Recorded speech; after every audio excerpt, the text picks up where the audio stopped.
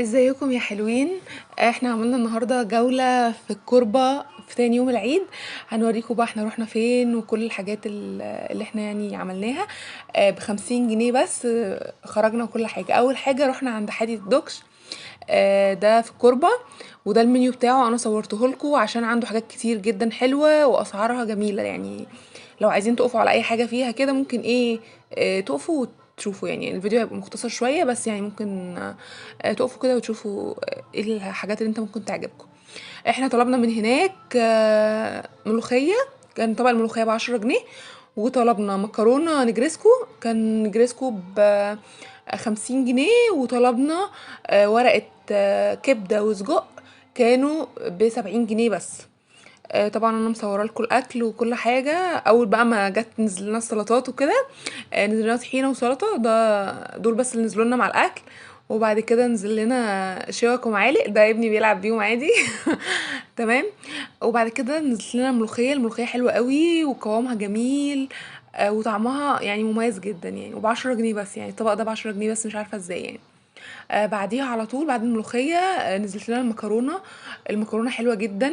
وبتمط كده وفيها فراخ كتير يعني مش وحشة. وطعمها مميز بصراحة يعني انا مكنتش متخيلة الكواليتي دي. نزلت لنا بقى الورقة بتاعت الكبدة والسجق. يعني فظيعة بجد وكمية كبيرة جدا على 70 جنيه يعني متخيلتش كده يعني في اماكن كتير بتعملها باغلى من كده بكتير بس هما كانوا عاملينها بسعر غريب وطعم اغرب بقى. والسجق الصراحة كان أجمد بكتير جدا من الكبدة فلو أنا هروح أطلب سجق بس. ده كنت بصور بقى واحنا بنحاسب واحنا خلاص خارجين وكده.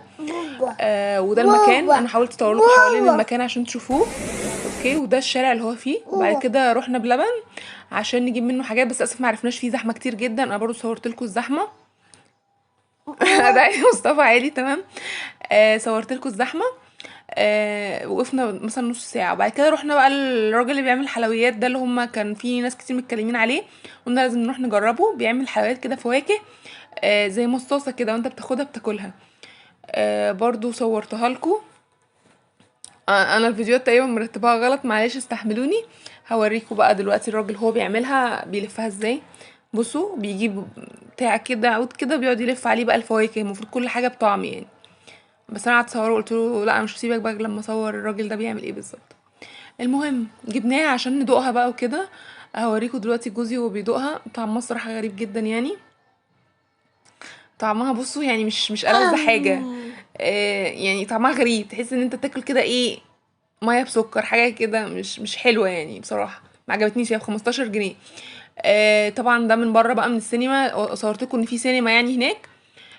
في الكوربة عموما وفيها الافلام بقى كلها وفيها بيت الروبي وكل الحاجات دي. المهم قعدنا نتمشى شويه. ما كناش لاقيين حاجه نعملها بصراحه تاني يعني. وما دخلناش سينما عشان معانا ابننا الصغير وكده بس قلت اصورها لكم بحيث ان اي حد عايز يروح سينما وكده. اوكي ثواني اوكي احنا بقى فضلنا اتمشينا وكده وعدينا الشارع. ولقينا بقى حاجات جميله جدا لقينا عربيات بتبيع فشار وغزل البنات و وايه تاني ووافل احنا جبنا وافل برضو. هصوره لكم كل حاجه. بس انا حبيت اصور لكم الكوربه يعني من منظور اوسع شويه والناس هناك ما كانتش كتير قوي يعني. بس لما الدنيا كل ما الدنيا ليلت الدنيا بقت بتزدحم اكتر يعني. ده الراجل هو بيعمل لنا الوافل عشان ندوقه. ده مصطفى عادي. اوكي. كنا مستنيين بقى ان هو يسخن البتاع بتاعته دي يعمل لنا الوافل. المهم طلع لنا الوافل الحمد لله. الوافل طعمه جميل جدا وبيخيرنا بقى الصوصات وكده. وكمان قال لي عايزاه مقرمش عايزاه طري عايزاه متوسط اي حاجه يعني هو بيعملها لك عادي. كان ب20 جنيه بس. صورت لكم الطريق واحنا مروحين لاي حد بقى عايز يروح الكوربه يا جماعه في مصر الجديده. ممكن بقى من اي مكان انتوا فيه ممكن تسالوا مثلا. تتحركوا ازاي او كده لو انتوا هتروحوا مترو. ممكن اقرب حاجه اعتقد يعني عشان ما روحتش مترو رحت مواصلات بصراحه.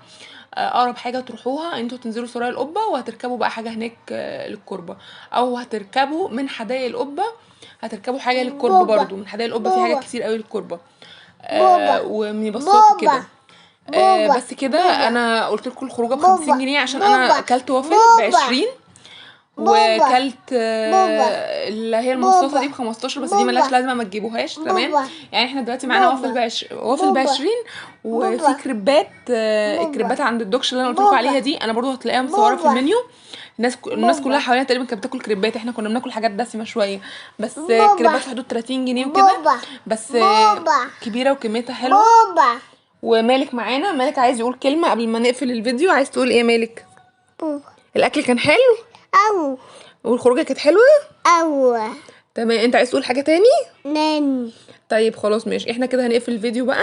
نشوفكم في فيديو جديد وخروجه جديده.